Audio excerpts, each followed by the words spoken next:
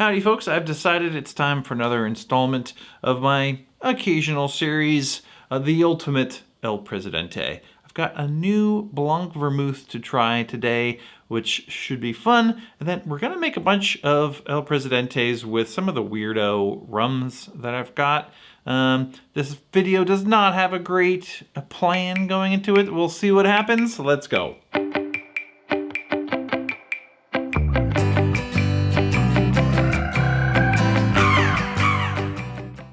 Okay, so I've decided to make a bunch of El Presidentes with my sort of unusual rums. I have a pretty large collection of Weirdo rums. We're gonna make El Presidentes with as many of them as we can. I'm not gonna do that all today because that's too much to drink at once. Simultaneously, I am at the end of my bottle of Cookie Americano, which I had been using for my El Presidentes.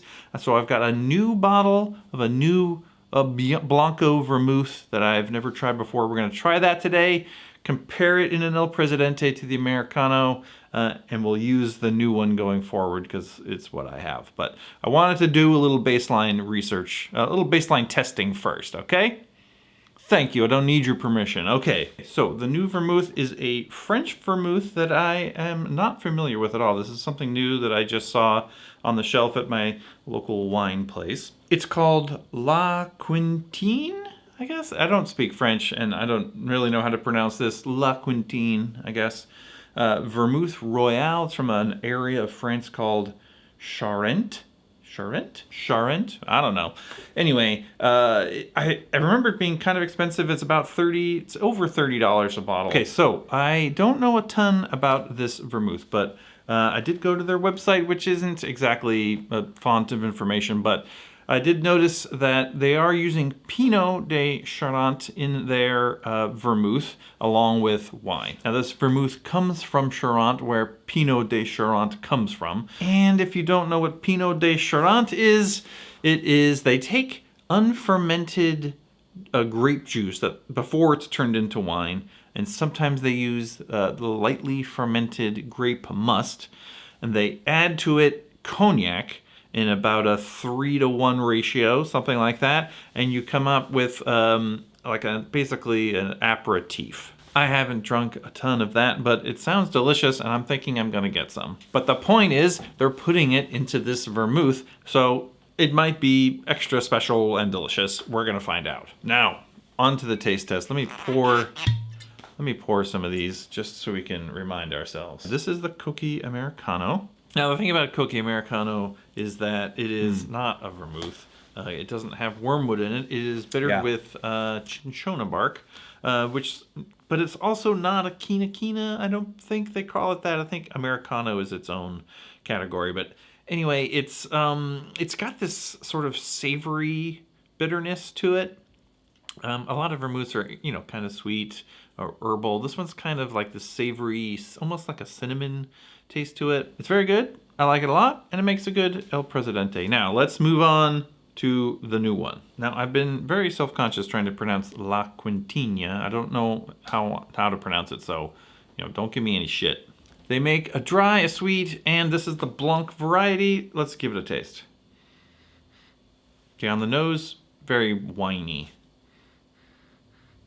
Fruity, like a little bit of like lemon peel. This should be interesting. It's very perfumey. It's not super bitter. It's sort of semi-sweet. It's not super sweet, but it's not bitter either. It's sort of riding this line between bitter and sweet. It's very floral, slightly citrusy, a little bit sour. It's not drying out my palate exactly, but it's not sweet either. It's sort of right on the line between sort of herbal and sweet, I guess. Pretty interesting. Let's see how it is in an El Presidente. Let's go mix that up.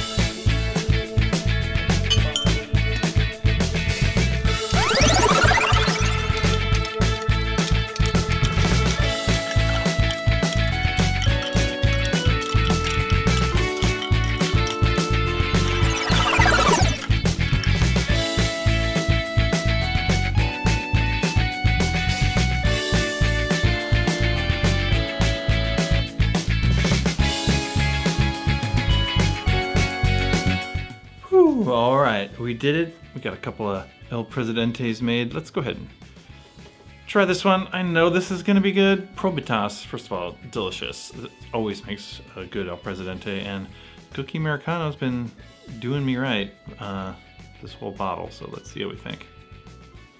Yeah, lightly fruity, a little bit of funk from that rum. Delicious. The thing I like about Cookie, I think, in this version is it's not too intrusive. It doesn't like compete a lot with the orange and the rum, which is sort of what I like about this drink.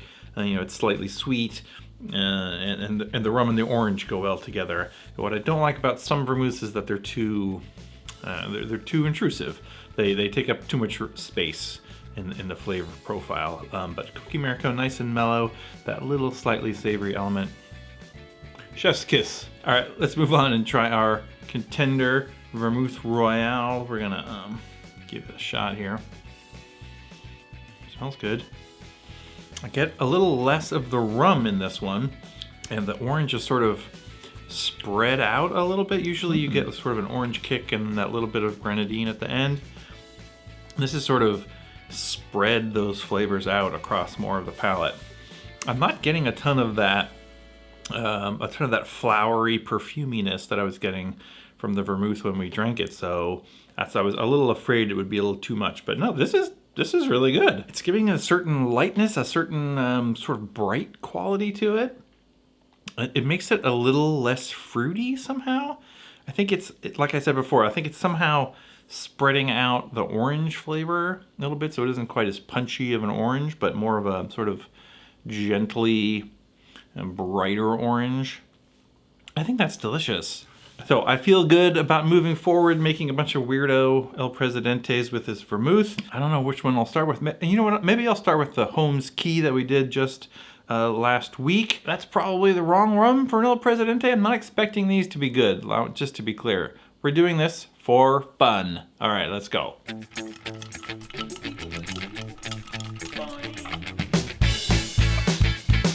All right, let's give this a try. Holmes Key Reunion Agricole El Presidente. Not as bad as I thought it was going to be. I thought this was going to be terrible, but it's not good. That rubbery vinyl acetone, beach ball kind of flavor really comes through, and it's got sort of a little bit of a harsher aftertaste than I was expecting. Okay, so this is not awesome. Let's try the Grand Arome, the Holmes Key Grand Arome instead. That might be a little fruitier, a little funkier. Let's give that a try. Nope, still me.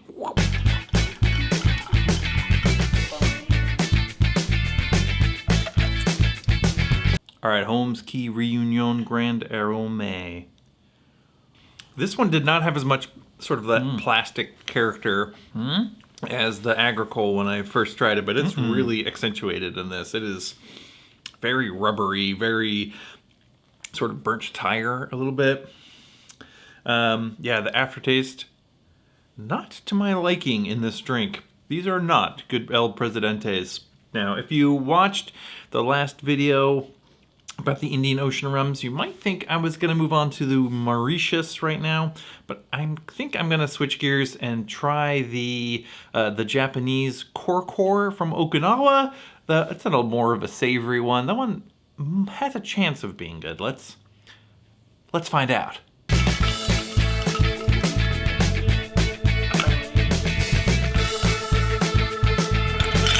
We are rapid fire today. This is a Cor Cor Okinawan Rum, El Presidente. Let's see what we think.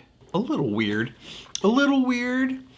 but not terrible. I think the neat thing about El Presidente is you really get the character of the rum. Like, that's an important element to the drink. This one is a little odd. The sort of savoriness of the rum doesn't really mesh so great with the fruitiness of the orange liqueur and the grenadine. So I don't know. This is not awesome. I don't know. Let's keep going. This might be the last one for today. The 4 might be a lot for one day, but let's try Barbosa Grogue. That might be a fun one to try. Another sort of very intense savory one. we'll see what we think about that. By the way, I am in what you might call bottle reduction mode. I'm going to run out of dry curacao here in a second. We're going to switch to Cointreau. That's okay. Cointreau works pretty well. So let's go. Let's keep going.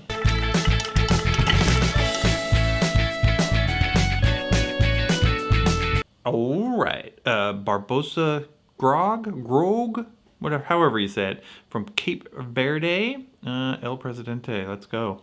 Actually, that's not bad. That is very pleasant. It's got a nice fruitiness. The fruitiness isn't overpowered by the weirdness of the rum. It's got a slight bitterness to it. It's like there's a slight weirdness about it, but I'm not mad about it. The floralness of the vermouth is really kind of shining through on this one. It's got a little bit of a dryish sort of bitter aftertaste from the rum, I think. That's not terrible. I'm not mad about that one. Okay, that's 4 today. We'll do some more on another day. I got a lot more weird rums to throw at you. Okay, so this is gonna be a fun video. All right, new day, new me. We got some more El Presidentes we can try. Right now, we're gonna go to the island of Grenada. I've got the Renegade rum. I talked about this a while back on the channel. A very strange 50 proof unaged rum from Grenada. And we also have Rivers Antoine, which will be bonkers because it is 69% alcohol. That's too high. Okay, that's too high. Don't do what I'm about to do. Don't try this at home. All right, let's mix these up real quick.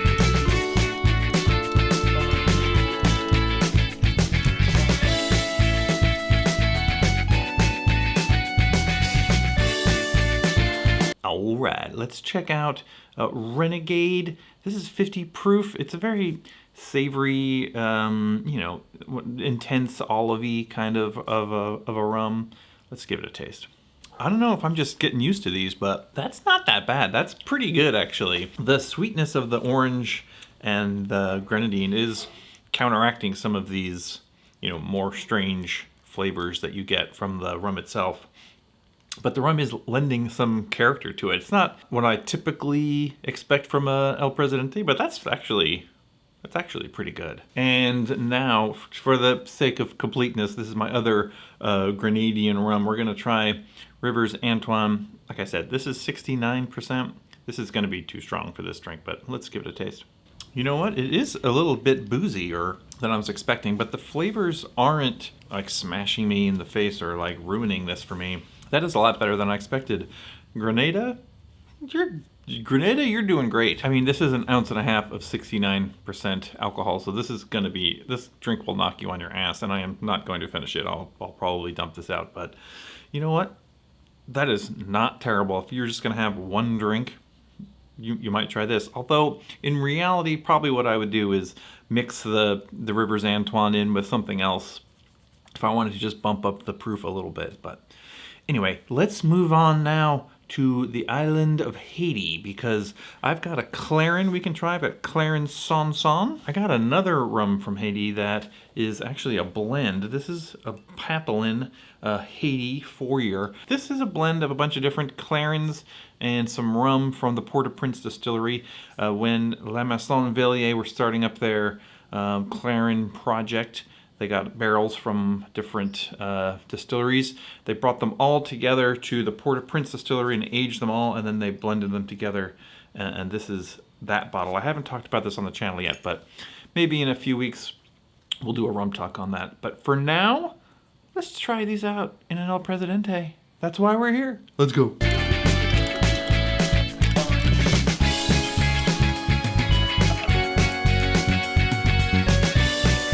All right, we did it. The island of Haiti. This is the Clairin Sonson one. Clairin Sonson, of course, is, Clairins are great. They're so nice to sip, and they're very interesting. Not sure how it'll be in the drink. Let's find out. It's sort of like the Renegade. It's interesting. It's got a certain amount of that rubber vinyl, a little bit of that beach ball flavor to it. And I find that those, for me anyway, don't translate very well in this drink. that aftertaste does not go with the fruitiness of the grenadine and the orange. With the Renegade, it has less of that beach ball. It's just got some interesting character, you know, so it's got some interesting olive kind of characters, and those seem to play a little bit nicer. Clairin Sonson, not my favorite one. Let's move on to the Papalin Haiti 4-year now. This one, of course, aged and has some implications for the color. A little bit darker and richer, but let's give it a taste. All these Clairins are all different and weird, but I feel like with this, you're blending them all together. It sort of evens out some of the weirdness. It almost makes it just like a very nice mixable rum, because this is pretty good. It doesn't have a ton of like super sharp savory flavors or super weird extra bits coming in. The barrel aging has, you know, mellowed out some of the weirdness. This makes a pretty good El Presidente, to be honest with you. All right, I think 4 is all I can handle in a day, but we got more rums. Let's mix up some more.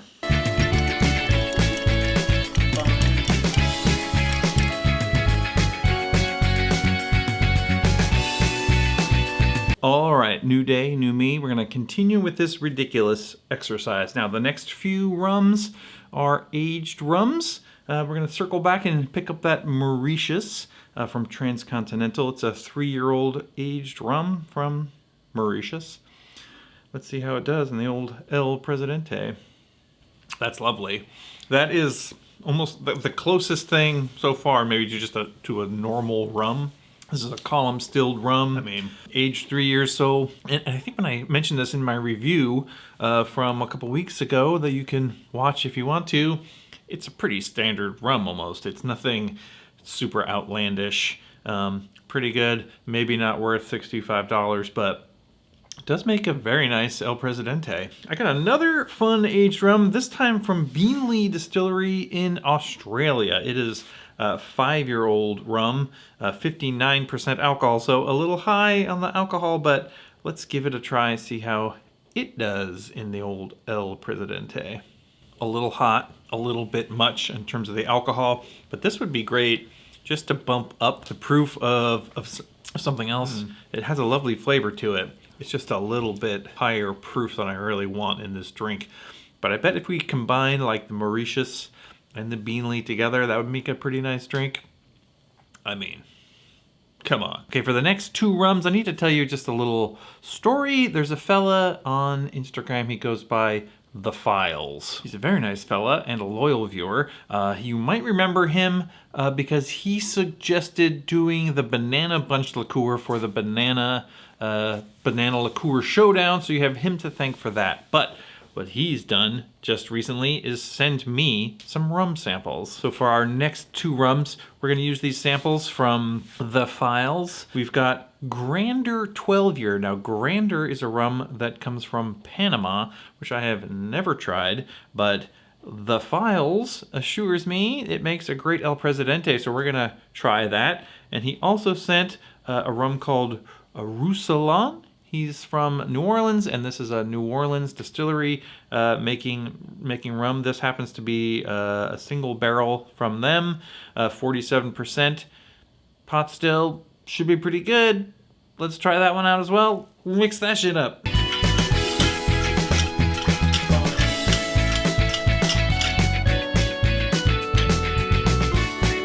All right, let's try this Grander 12-year. From Panama. Now, I looked at this rum when I poured this rum in. It's very pale for 12 years. I'm not sure what's going on there, but we'll do a video about these rums that I got from The Files in a little while. In a future video in some weeks, we'll figure that out. But for now, El Presidente. Now, he assured me this Grander made an excellent El Presidente, and he is correct. That is really good. It's got a nice light fruitiness. It's a little dry at the end of the sip. That's pretty good. I think that's lovely.